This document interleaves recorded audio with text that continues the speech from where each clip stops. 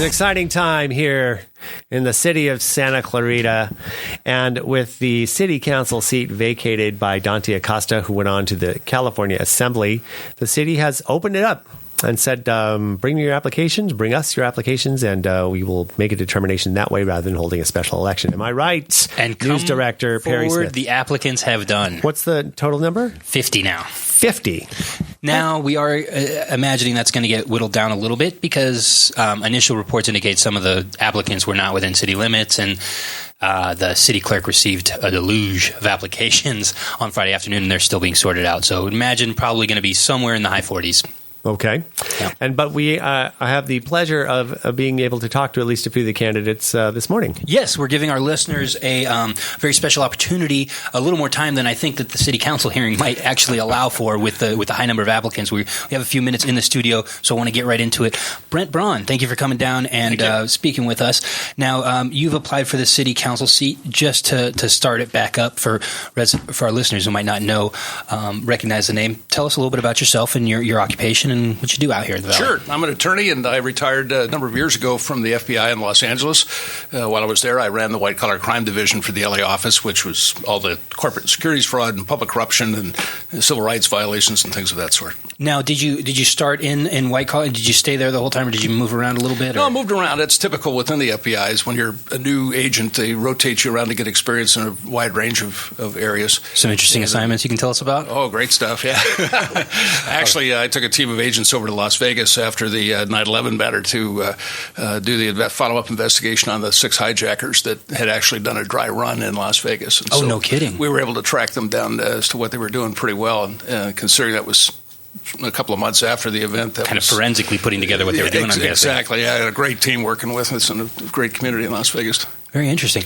And that reveals just some sort of insight for how they plan these types of attacks? Or Yeah, it was actually, there's a little trivia side bit on it. Mohammed Atta, who was one of the kingpins, they had burner throwaway phones, and when they got off the airplane, he kept dialing the same phone number, and he kept doing it over again until he realized he was dialing himself. Oh. So sometimes they're not quite as proficient. Yeah. Okay, so and how long have you been up here in the Santa Clarita Valley? About 10 years now. Okay, 10 years.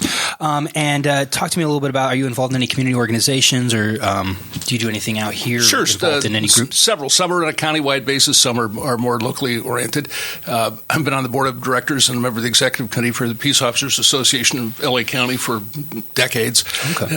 That's a group of law enforcement and prosecutors throughout the LA County area that meet on a monthly basis for education and areas of interest. I'm a member of the Board of Governors of the City of Hope, which is a support group for City of Hope cancer research. And then they asked me to form an affinity group, which we've just done and are getting started with great kickoff.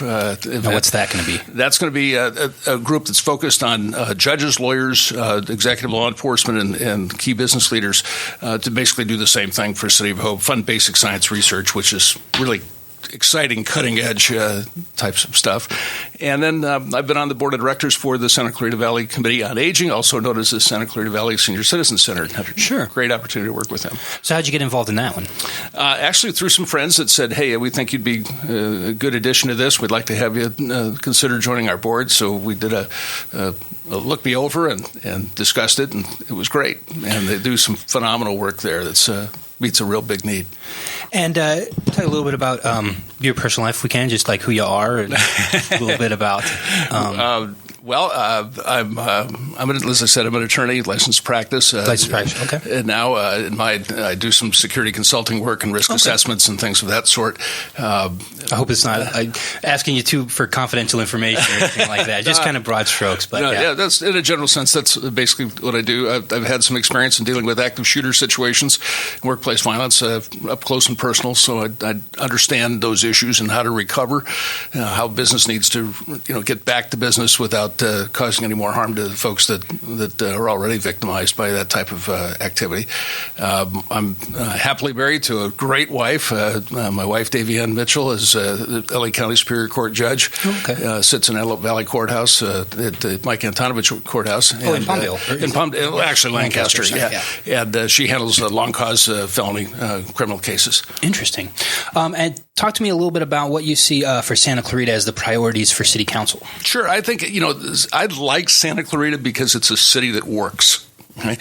It has good management, good fiscal prudence, has a lot of good initiatives going in terms of just things that are the ambiance. What do you think of the city when you drive in? And it's things like the signage, the center median landscaping, the open space areas that we have, the revitalization of downtown Newhall right where we're here. This is great. I mean, if you come down here at night, as you know, the lights and everything, especially over the Christmas holidays, were terrific.